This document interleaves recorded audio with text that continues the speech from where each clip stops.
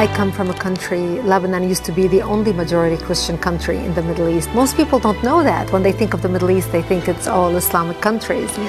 But Lebanon is the only majority Christian country in the Middle East. We were open-minded, we were fair. We prided ourselves on our multiculturalism. We welcomed everyone to our country, especially from the surrounding Arabic countries, because we wanted to share with them the westernization which we had created in the heart of the Middle East.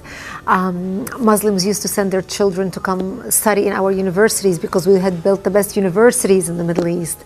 They graduated and worked in our economy because we had built the best economy in the Middle East, even though we did not have any oil.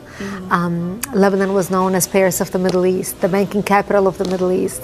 And as Christians, we focused on education. Education was very important to us. You know, we educated girls and boys, you know, no difference.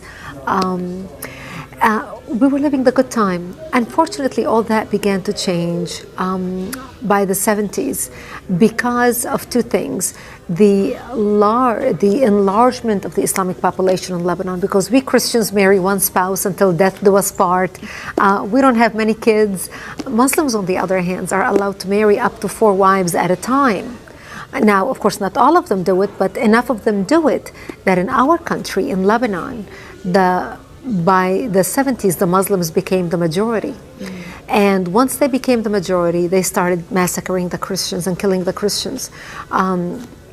I remember in 1974, we stopped traveling.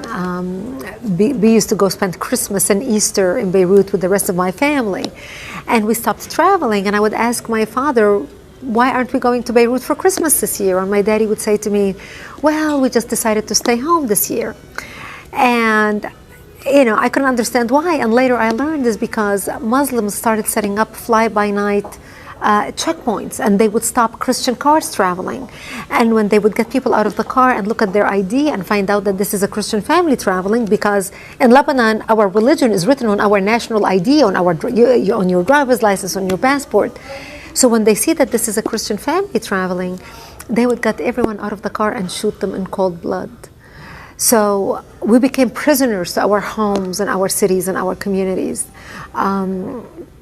And that's the reason why we stopped going anywhere.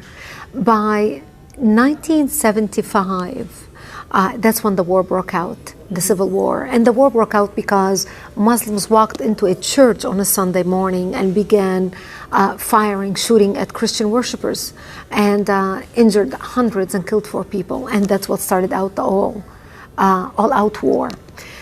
And it was a very difficult time for the Christians, because as the Muslims organized and now supported by the oil money flowing out of Saudi Arabia and all the Muslim countries, they wanted to basically use Lebanon as a base from which to fight Israel, kill the Jews and drive them into the sea, using Lebanese democracy and Lebanese open-mindedness and tolerance to do exactly that. And that's really when my world turned upside down and it changed. Lebanon was so multi-faith and multicultural. So we had Druze, Muslims, Christians, Protestant. The majority were Christians. We were over almost 70% Christians when we got our independence in the 40s. But because of the way Muslims multiply, you know, with the multiple wives and multiple kids, in 30 years, they became the majority. And when we got our independence from France and Lebanon, because we are, you know, Judeo-Christians, you know, come from Judeo-Christian culture, we're very fair. So we made sure we divided the government to make sure that Muslims have representation. So the president of the country was Christian, the prime minister was a Muslim, the prime minister, you know, the secretary of state. We had different assignments for different religions. But the Muslims became the majority. And once they became the majority, they were no longer tolerant of the people who took them in and accepted them and included them in the country. They felt they were not a part of the country. They felt they were a part of the Islamic Ummah or the Islamic nation.